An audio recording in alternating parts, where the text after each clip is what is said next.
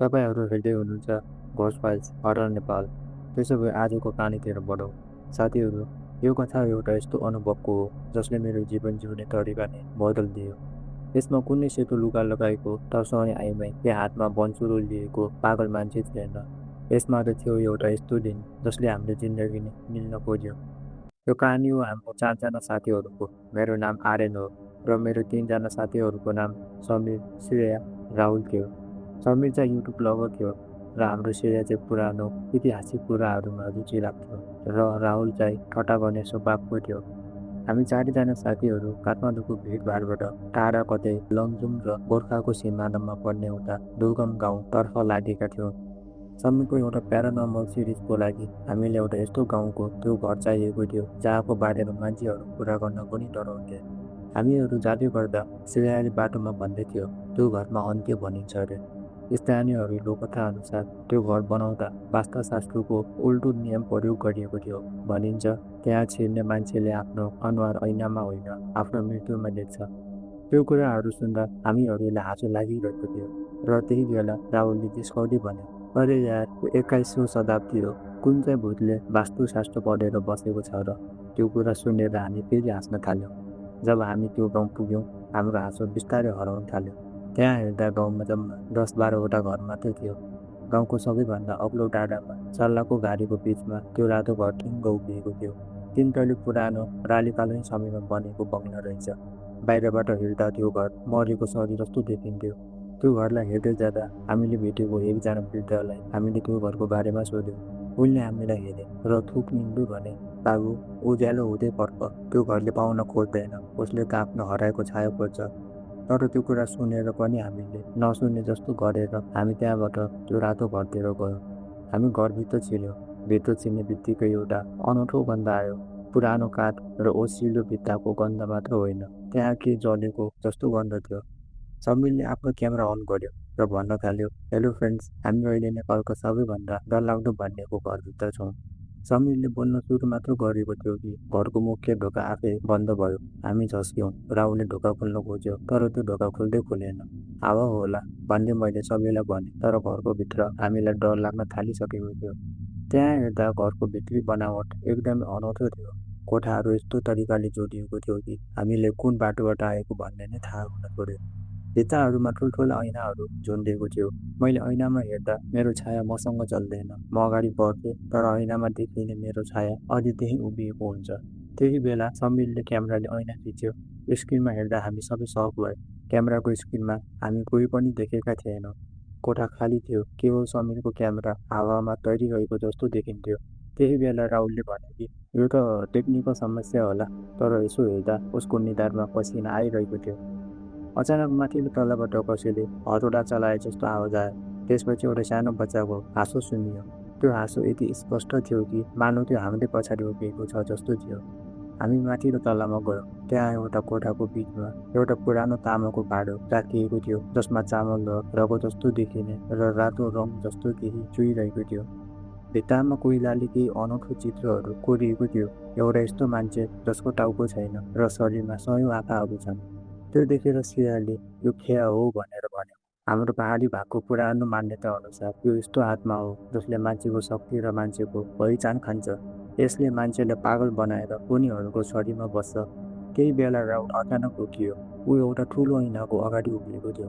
उसको आँखा रातो भएको थियो र ऊ आफैलाई हेर्दै मुस्कुराइरहेको थियो। हामीले सोध्यौँ कि राहुल, के भयो तँलाई? तर त्यही बेला राहुलले बिस्तारै आफ्नो टाउको घुमायो। उसको अनुहारमा कुनै भाव थिएन। उसले भन्यो, तिमीहरू को हो? म यहाँ किन छु? यो घर मेरो हो, तिमीहरू बाहिर जा। त्यो सुन्दा त्यो आवाज राहुलको जस्तो थिएन। त्यो आवाजमा एउटा खोस्रोपन र 100 वर्ष पुरानो थकान जस्तो आवाज थियो। हामीले त्यही बेला राहुललाई समातेर तल झार्न खोज्यौँ, तर ऊ यति बलियो भएको थियो कि हामी तिनैजनाले उसलाई रोक्न सकेनौँ। अचानक घरका सबै बत्तीहरू हामीले लगेका टर्चहरू निभे। पुरै अन्धकार भयो। त्यो अन्धकारमा मलाई कसैले मेरो कानैमा आएर सास फेरेको महसुस भयो। एउटा चिसो हातले मेरो घाँटी छाम्यो। अनि त्यही बेला एउटा आवाज आयो, आर्यन, मलाई बचा। त्यो आवाज श्रेयाको थियो, तर ऊ त समीरको हात समातेर अर्को भित्ताको कुनामा थियो। श्रेया, तिमी मेरो छेउमै छौ नि, होइन? मैले सोधेँ। हो आर्यन, म यहीँ छु, मेरो दाहिनेतिरबाट आवाज आयो। होइन आर्यन, म यहाँ छु। मेरो जिब्रोतिरबाट अर्को श्रेयाको आवाज आयो। मेरो दिमाग घुम्न थाल्यो। कुन चाहिँ वास्तविक श्रेया हो, ती दुवै भ्रम हुन्? त्यही बेला समीरले आफ्नो क्यामेराको फ्ल्यास अन गर्यो। फ्ल्यासको उज्यालोमा हामीले देख्यौँ कोठामा 5-6वटा श्रेयाहरू थिए।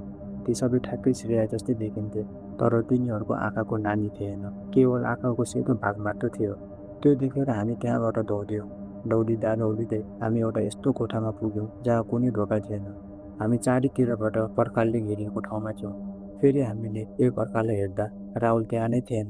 हामी फस्यौँ, श्रेयाले भन्दै रुन थाले। अचानक त्यही बेला भित्ताको एउटा ऐनाबाट राहुल बाहिर निस्कियो, तर राहुल मान्छे जस्तो देखिँदैन थियो। राहुलको शरीर प्रेतात्मा जस्तो लाग्दै थियो। त्यही बेला उसले भने कि यो घरले छाया माग्छ, एउटा छाया यहाँ छोड्यो भने मात्र अरू निस्किन पाउँछ। त्यही बेला समीरले आफ्नो क्यामेरा राहुलतिर फाल्यो। क्यामेरा ऐनामा ठोकिएर फुट्यो। ऐना फुट्ने बित्तिकै एउटा भयानक आवाज सुनियो र त्यही बेला घर अचानक खल्लिन थाले। लाग्यो कि भुइँचालो आए जस्तै भित्ताहरू चर्किँदै थिए। त्यहाँ हामीले देख्यौँ त्यो फुटेको ऐनाको पछाडि एउटा साँघुरो बाटो थियो। हामीले धेरै सोचेनौँ, हामी त्यतातिर दौड्यौँ। त्यो बाटोबाट बाहिर निस्किँदा हामी गाउँको पछाडि भागमा रहेको एउटा पुरानो मसान घाटमा पुगेका थियौँ। हामी बाहिर त आयौँ, तर हामी 3जना मात्र थियौँ। राहुल कता हरायो हामीलाई थाहा नै भएन। हामी रातभरि त्यही मसान घाटको एउटा ढुङ्गामा बसेर कामिरह्यौँ। बिहान उज्यालो हुने बित्तिकै गाउँलेहरू आए। त्यही त्यो वृद्ध मान्छेले भने कि मैले भनेको थिएँ नि त्यो घरले एउटा छाया राख्छ भनेर। अनि त्यति बेला हामीलाई थाहा भयो कि यो कुरा साँचो रहेछ भनेर। त्यसपछि हामी काठमाडौँ फर्क्यौँ। प्रहरीमा उजुरी प्रहरीले त्यो घरमा छापा मारे, तर अचम्मको कुरा प्रहरीले त्यो गाउँमा अरू कुनै घरहरू नै भेटाएन। त्यहाँ सिर्फ एउटा घर मात्र थियो। त्यो थियो त्यही रातो घर। अनि त्यही रातो घरको बाहिरतिर त्यहाँ एउटा ठुलो ऐनाको टुक्रा मात्र थियो। आज त्यो घटना भएको 3 वर्ष भइसक्यो। समीरले ब्लगिङ गर्न छोड्यो। श्रेया अहिले मानसिक अस्पतालमा छ। श्रेया भन्छ कि ऐनाभित्र राहुल अझै पनि हामीलाई पर्खिरहेको छ।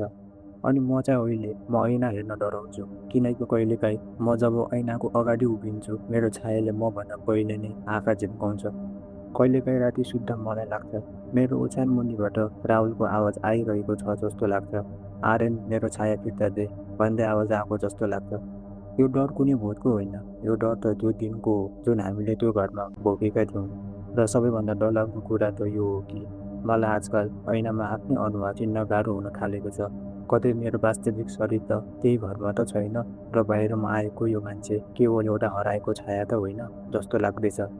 सत्य के हो मलाई थाहा छैन, तर एउटा कुरा पक्का छ, नेपालका पहाडहरूमा यस्ता धेरै ठाउँ छन् जहाँ समय र विज्ञानले काम गर्दैनन्। त्यहाँ केवल लोककथाहरू र तिनीहरूले लुकाएर भयानक सत्यहरू मात्र जीवित छन्। साथीहरू, यो कथा यहीँ सकियो। यो कथा सुनेर तपाईँलाई कस्तो लाग्यो त? यदि तपाईँलाई यो कथा मन पर्यो भने लाइक, सेयर र सब्सक्राइब गर्न नभुल्नुहोस्। अनि कमेन्टमा भन्नुहोस् तपाईँलाई कतिको यो कथा मन पर्यो त। अर्को हप्ता अझ डरलाग्दो कथासँग भेटौँ।